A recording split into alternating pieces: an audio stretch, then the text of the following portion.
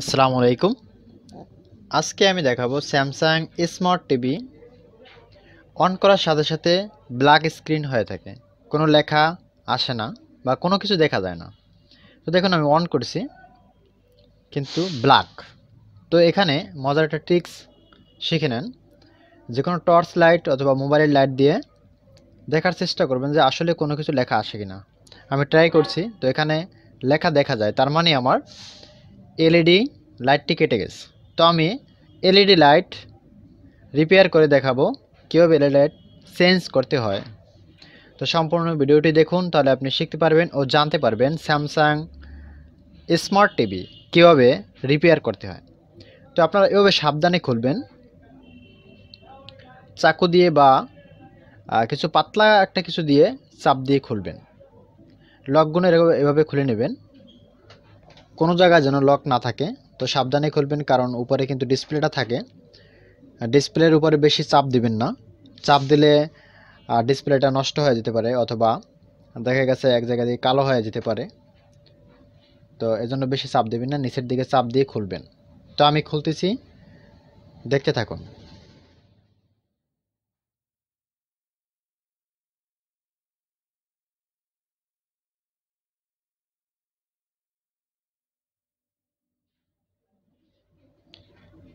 দেখা গেছে কর্নারে স্ক্রু থাকে না, কিন্তু লক থাকে, লকটা একটু হার্ড থাকে।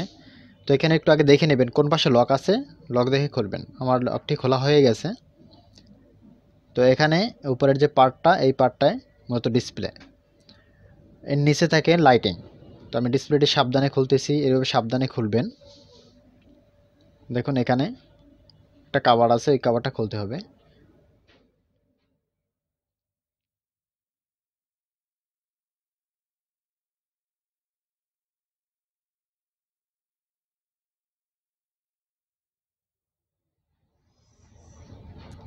সাবধানে এভাবে খুলবেন। খোলার পরে এই দেখুন এখানে একটা স্বচ্ছ মানে সাদা একটা পেপার জাতীয় থাকে, এইটা দিয়ে মূলত লাইটিংটা আসে। এই লাইটিংটার কারণেই আমরা ডিসপ্লেতে লেখা বা ছবি দেখতে পাই। তো এই উপরের যে চতুর্পাশে যে একটা কাভার থাকে, আগে এই কাভারটা খুলবেন, না হয় কিন্তু নিচের এটা খোলা যাবে না। তো আগে এটা খুলে নেবেন।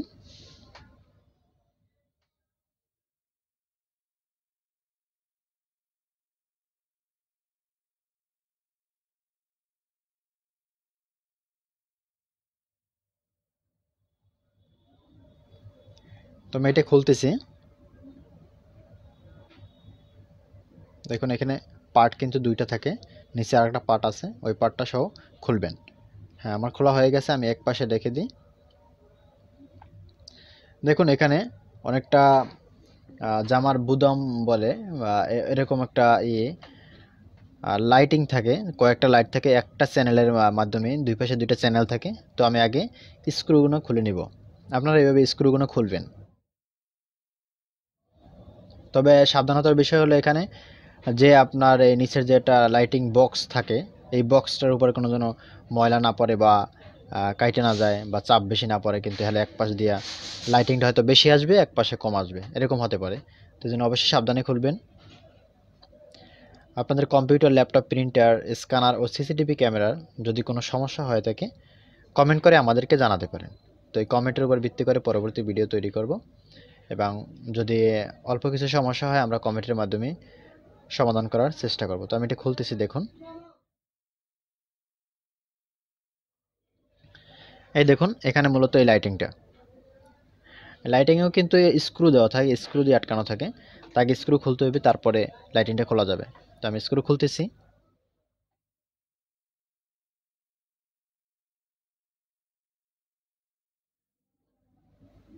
লাইটিংয়ের জন্য এখানে র্যাবন টানা থাকে, র্যাবনটা আগে নিচ থেকে খুলে নেবেন, নয় কিন্তু আসবে না।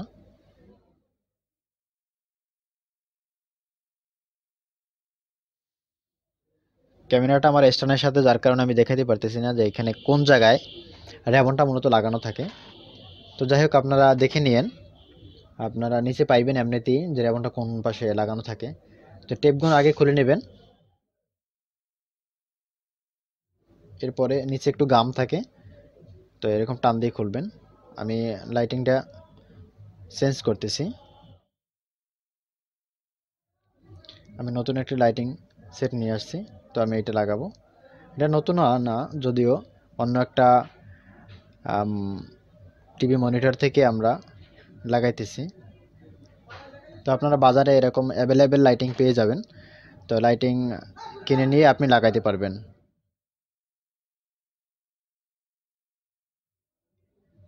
তবে হ্যাঁ, এখানে একটা মনে রাখবেন যে এটার গায়ে লেখা আছে কত ভোল্টে এটা চলে। তো ওই ভোল্ট দেখে আপনার পুরোনোটায় কত ভোল্ট মানে প্রয়োজন হয় ওইখানে লেখা আছে। তো এই ভোল্ট দেখে আপনি বাজার থেকে কিনবেন।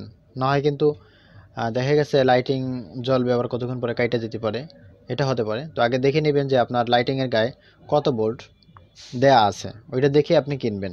এবং ওখানে কয়টা লাইট, তো আমি উপরে এটা লাগাই দিতেছি। দেখুন এখানে অনেকটা ময়লা, তো ময়লাগুলো আমি আগে মুছে নেই।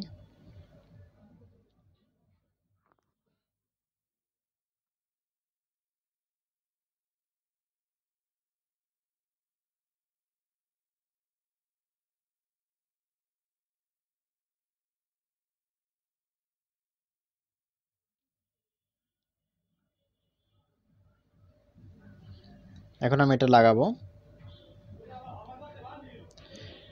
এখানে লক থাকে, এটার সাথেও লক থাকে, লকে লকে কিন্তু লাগাই দিতে হবে, না হয় কিন্তু লড়বে বা এক পাশ থেকে অন্য পাশে চলে যেতে পারে বা পড়ে যেতে পারে, এরকম একটা অবস্থা হয়ে যেতে পারে। তো আপনি দেখেন ওই সাইডে কাটা কাটা আছে, কাটা কাটা চিহ্ন আছে, তো ওই চিহ্ন অনুযায়ী লাগাবেন। আমি কিন্তু এখানে দেখানোর চেষ্টা করতেছি, আপনারা একটু ক্লিয়ারভাবে দেখে নেবেন আসলে কোন পাশে লক আছে। ওই লকটাকে দেখে তারপর লাগাবেন, কারণ লক অনুযায়ী যদি না লাগে তাহলে কিন্তু এটা লাগবে না, স্পষ্টভাবে লাগবে না। এবং এক জায়গা থেকে অন্য জায়গায় এক পাশটা হয়তো বা সাদা দেখাইবে, অন্য পাশটা সাদা দেখাইবে না, কালো দেখাইতে পারে, এরকম হতে পারে। এজন্য অবশ্যই লকগুলো দেখে লাগাবেন। তো উপরে আমি এটা কাভার আছে, এই কাভারটি লাগাইতেছি।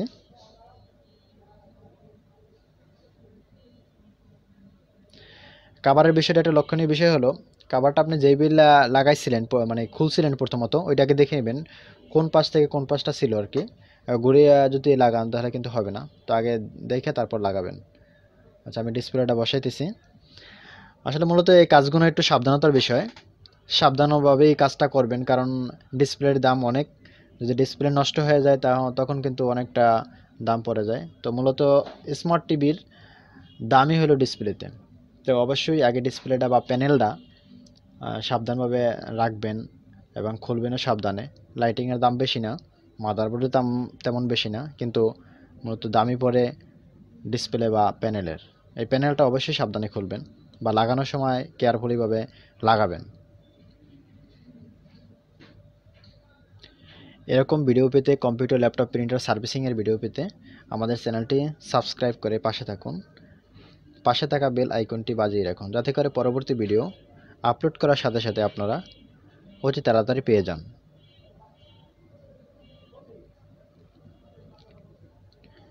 আর আপনার কাছে যদি ভিডিওটি ভালো লাগে অবশ্যই একটি লাইক ও কমেন্ট করে জানাবেন।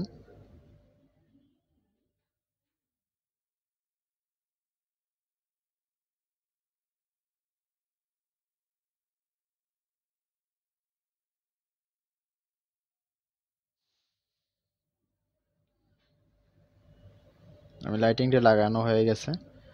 তো প্রতিটি স্ক্রু এভাবে লাগাবেন, কোনো স্ক্রু বাকি রাখবেন না, কারণ বাকি রাখলে যখন স্ট্যান্ডে দাঁড়ানো থাকবে তখন কিন্তু পরে যেতে পারে।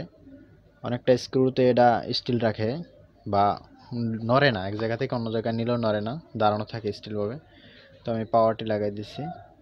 এখানে কিন্তু 220 ভোল্ট, আর এটা হলো আমার পাওয়ার বাটন বা যে সেন্সরের কাজটি করে এটা।